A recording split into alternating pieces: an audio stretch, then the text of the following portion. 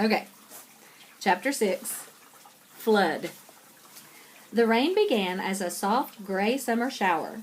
Tucker and Chester trudged home through it, and by the time they reached the tree stump, they both were soaked.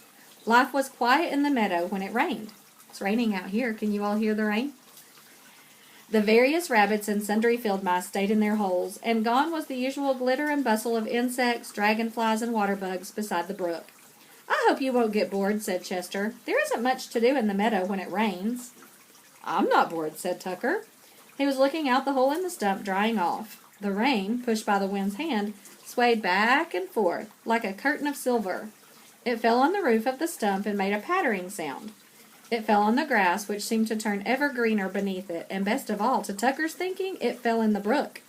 It struck him as somehow right and nice and complete that the water from the sky met the water on the earth. Usually the only falling water I see is the dirty stuff that leaks out of the drain pipes in the walls of the subway station, said Tucker. But this is different. I like to watch this rain. And that's what he did all day long. And the next morning when they both woke up, it was still raining. It tapered off a little toward noon, however, and Tucker insisted that they go over to the Hadleys and see if there were any further plans for building in the meadow. Also, although he didn't mention it, he was rather interested in what had been eaten in the Hadley home just lately. We forgot about that because Harry was rubbing it in to Chester and Tucker Mouse, all the yummy food he was eating at the Hadley house.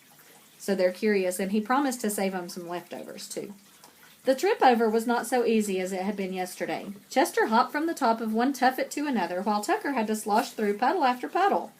Pasture land, too, was soggy and treacherous, but the going became easier when they reached the hill above Simon's Pool, and at last they arrived in the Hadleys' backyard.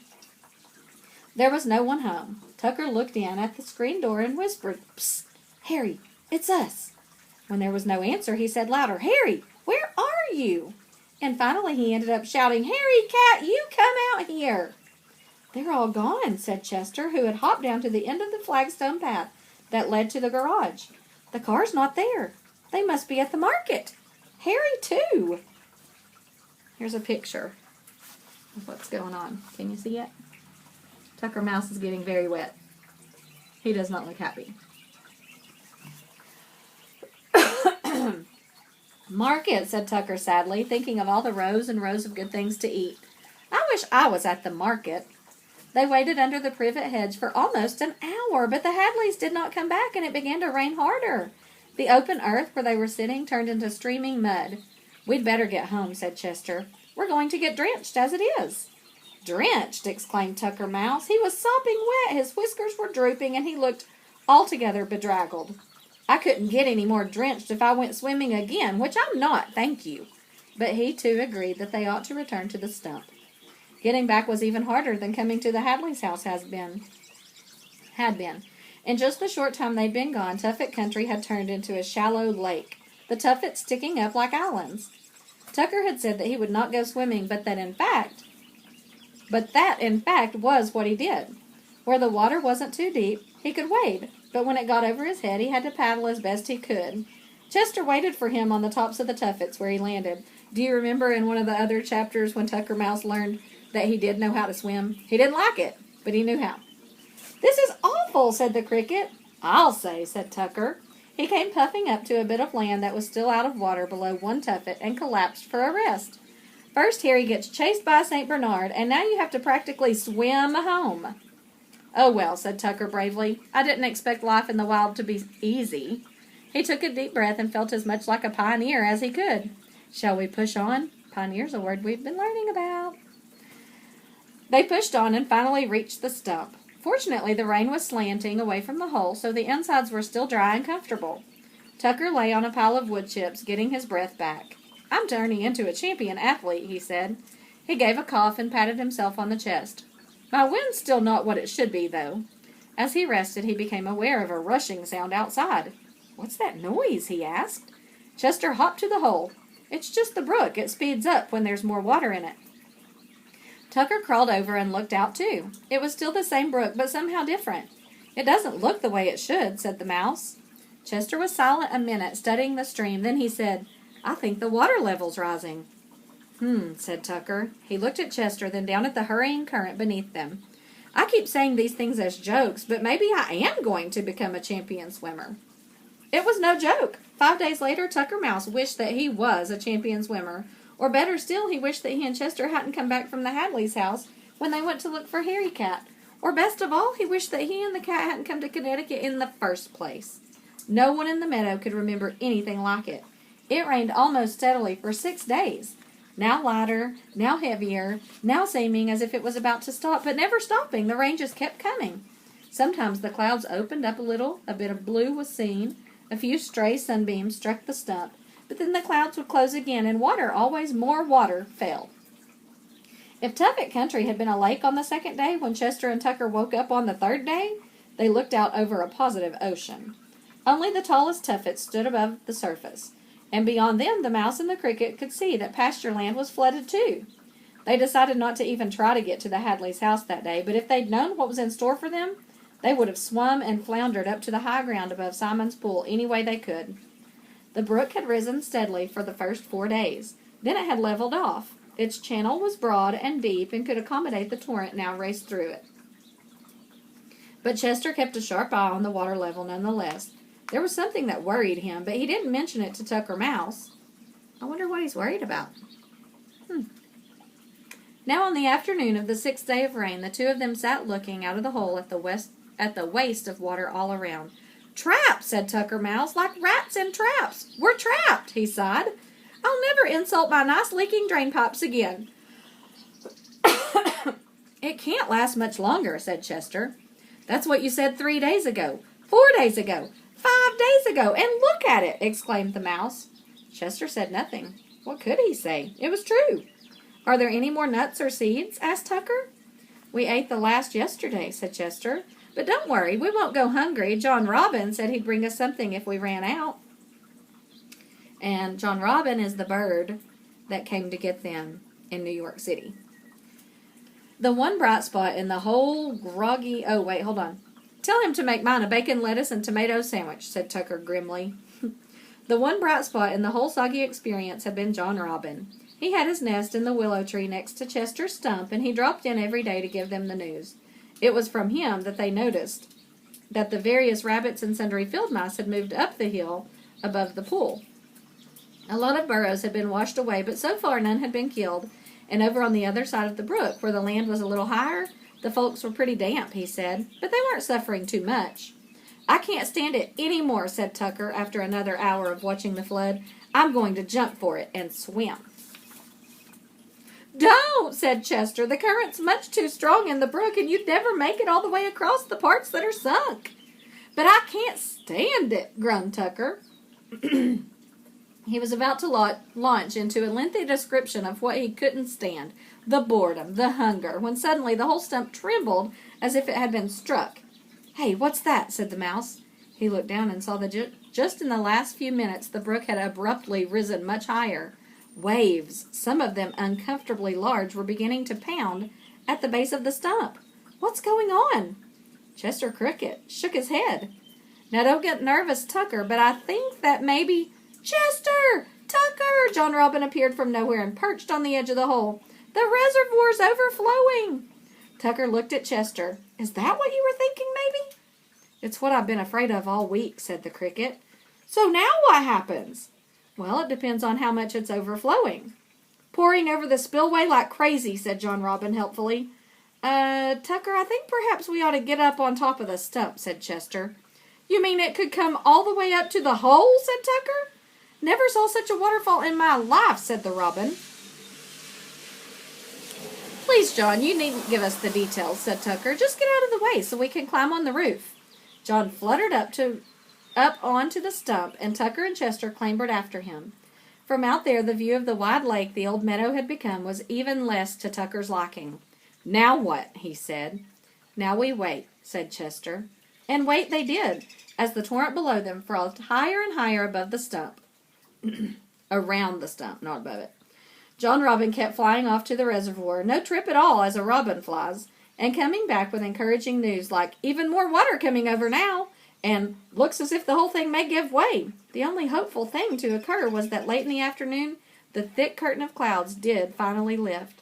A broad band of blue sky appeared in the west, grew larger, and in a few minutes the sunlight, dense and warm, was glittering over the acres of water.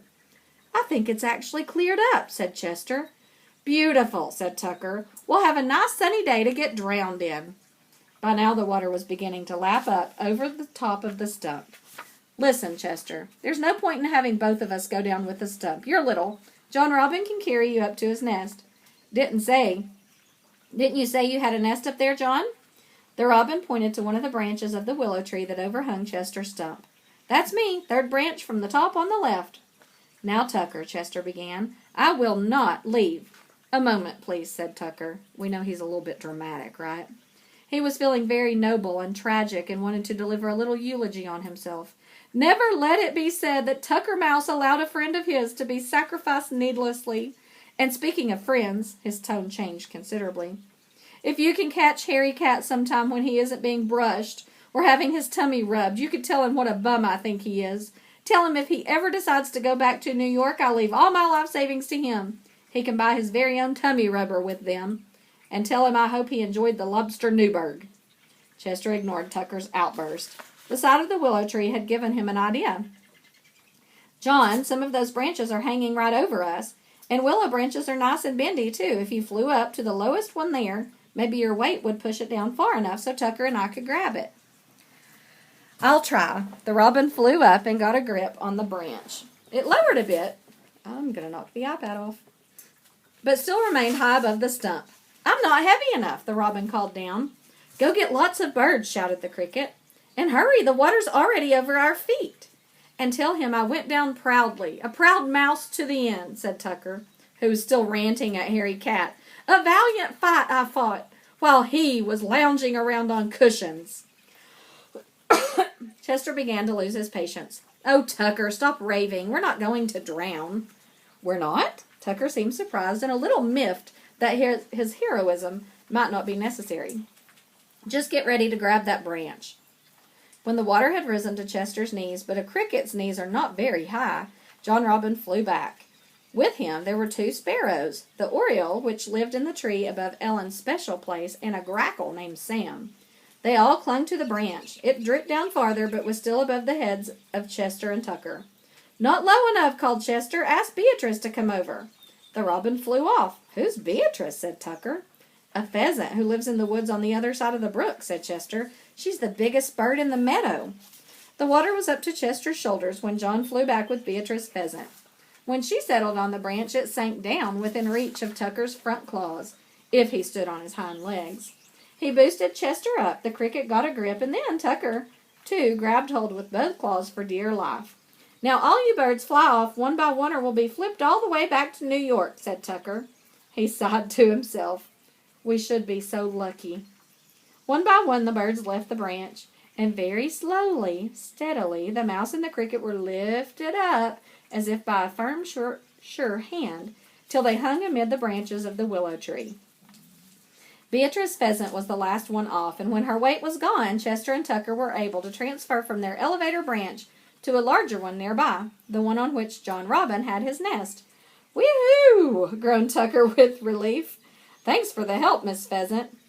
"Mrs. Pheasant," said Beatrice proudly. She had a good heart, but she was very conscious of the position she and her husband occupied as the last two common birds in the meadow. "Jerome is back in the woods minding the children." "Well, tell your husband I'm glad he's got such a—" Tucker was about to say fat wife, for Beatrice Pheasant was indeed a very large bird, but he stopped himself in time. "Plump helpmeet" was the only other thing he could think of, but that didn't sound right either. Here's a picture.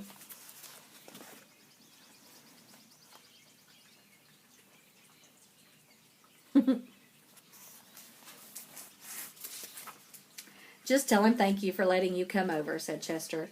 "We'd do anything for you, Chester," said the pheasant. "Or for any friend of yours, although Mr. Mouse," she went on reproachfully, "you don't seem to be having much luck in saving the meadow, do you?" Because remember, they were expecting Tucker and Harry Cat to, especially Tucker, to solve the problem. So he was feeling the pressure. "Please, Mrs. Pheasant, you wouldn't rub it in. I'm doing the best I can. Right now, I'd just like to stay alive for a while." Beatrice Pheasant spread her beautiful auburn wings, held them poised a moment, held them poised a moment, probably so Tucker could admire them, and then flew off over the brook toward the woods. "Climb on back to the nest," said John Robin. "You can stay with us till the flood goes down." Very carefully, Tucker inched his way along the branch, mumbling to himself, "I go swimming. I climb trees. Oh!" He caught a glimpse of the water swirling far beneath him, and hung on tighter. "And me with my fear of heights! This is no life for a mouse from New York." Near the willow's trunk, John Robin had his nest. It was occupied by John's wife, Dorothy, and 3 young robins, who were very surprised to see a mouse come climbing into their home. "Move over," said the mouse. "Your Uncle Tucker has come for a visit." Chester hopped in after him. "Now the first thing to do is for John to fly over and tell Harry that we're all right." "Let him wait," said Tucker. "Let him worry a while." But Chester nodded to John, and the robin flickered off in the direction of the Hadleys' house. Tucker went on sulking, though. He's probably over in that sun porch having a chocolate sundae right now. Okay, so the next chapter is 7, Indoors, and I'll read it to you tomorrow. I just hope I can get this to download because it's 16 minutes. I guess it would be upload. I'll see what I can do. Miss and love you guys.